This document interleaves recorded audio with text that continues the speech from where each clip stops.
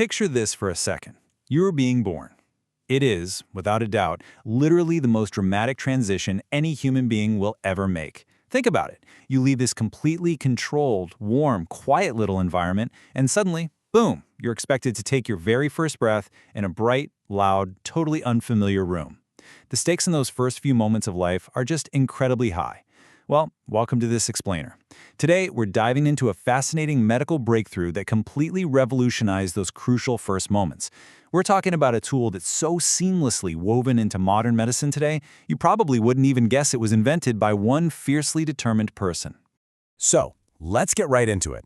60 seconds. That is the exact amount of time it takes today for a doctor to instantly know whether a newborn needs urgent medical care. Literally within 1 single minute of birth, medical professionals get a clear, highly actionable picture of a baby's health. Millions of babies get evaluated this exact way every single year all over the globe, and it has saved countless lives.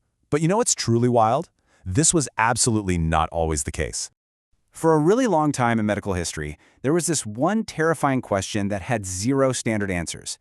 How do doctors actually know if a brand new baby is okay, right?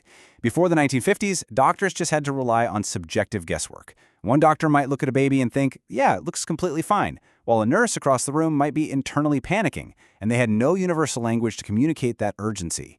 This lack of standardization was incredibly dangerous. It basically meant that babies who desperately needed immediate life-saving help were just slipping through the cracks. It was a scary reality, and it desperately needed a fix. Section 1. Meet Virginia Apgar, the pioneer. Enter the pioneer who literally refused to accept that dangerous status quo. Virginia Apgar was this brilliant, barrier-breaking doctor who made it her mission to change newborn care forever. And her story isn't just about a medical invention. It's about a woman navigating a heavily male-dominated field, spotting a massive blind spot in medical care, and engineering a brilliantly simple fix. Looking at her timeline, it tells this really powerful story of resilience. She was born in New Jersey back in 1909 and was totally fascinated by science and medicine from a super early age. She goes on to study medicine at Columbia University with one highly specific goal in mind. She wanted to be a surgeon, but she hit a massive wall. In the early 20th century, opportunities for women in surgery were, well, extremely limited. She faced intense gender barriers that just flat out blocked her chosen path. But instead of throwing in the towel, she just shifted gears, pivoting her brilliant mind in a whole new direction that would eventually pave the way to her groundbreaking 1952 introduction of the Apgar score. So where exactly did she pivot to? She specialized in anesthesiology, which is basically the branch of medicine focused on pain control and keeping patients safely under anesthesia during surgery. And she didn't just participate in this newly emerging field, she absolutely dominated it. She became one of the very first women to lead a major anesthesiology department in the entire United States. But, as we're going to see, while she mastered the incredibly complex art of keeping patients safe during surgery, her biggest, most enduring contribution to humanity would actually happen right down the hall, in the delivery room. Section 2. The problem. Before Apgar. We really need to understand just how chaotic the delivery room was before she brought her famous invention into the mix. Because she was frequently in there managing pain for mothers during childbirth, Dr. Apgar had a front-row seat to those crucial first few minutes after a baby was delivered, and what she saw was super alarming. Like we talked about, before the 1950s, medical staff relied entirely on general observations. It was just this tangled mess of opinions and guesswork. Because there wasn't a quick, standard method to figure out if a baby was struggling, urgent care was often delayed, and sometimes, sadly, with tragic results. But Virginia had a radically different vision. She knew there had to be a better way. She wanted a system that every single doctor and nurse could use universally, no matter their background. It had to be fast, highly reliable, incredibly simple, purely objective, and above all, effective. She needed to completely take the guesswork out of saving lives. Section 3. Decoding the Apgar score. And she did exactly that. In 1952, Dr. Apgar introduced her magic weapon. It was this brilliantly designed 5-part evaluation that could be completed in just 60 seconds. It completely transformed the delivery room from a place of subjective observation to one of rapid scientific assessment. And it brilliantly shows off the absolute genius of her system. You'll probably notice right away that the signs doctors check actually spell out her last name, A-P-G-A-R. It is literally the ultimate medical mnemonic. Let's break down exactly how it works. First up is appearance. Is the baby's skin pink, showing strong, healthy blood flow, or is it pale and blue, signaling trouble? Next is pulse, checking the newborn's heart rate to make sure it's beating strong and fast. Grimace measures the baby's reflex irritability, basically the response to gentle stimulation, like a mild pinch. Activity looks at muscle tone and movement. Are those little arms and legs flexed and active? And finally, respiration. Is the baby breathing vigorously, maybe even letting out a nice strong cry? Every single doctor and nurse could easily remember these 5 simple life-saving checks. Now, the math behind this? Just as elegant as the acronym itself. Each of those 5 categories gets a score of 0, 1, or 2. Those points are quickly added together to give a final Apgar score, with the maximum perfect score being a 10. By keeping it strictly to a 0 to 2 scale, Dr. Apgar made sure the math was instantaneous. Look, in a high-stress, chaotic situation like a delivery room, you absolutely do not want to be doing complex calculations. You want a fast, undeniable number that tells you exactly what to do next.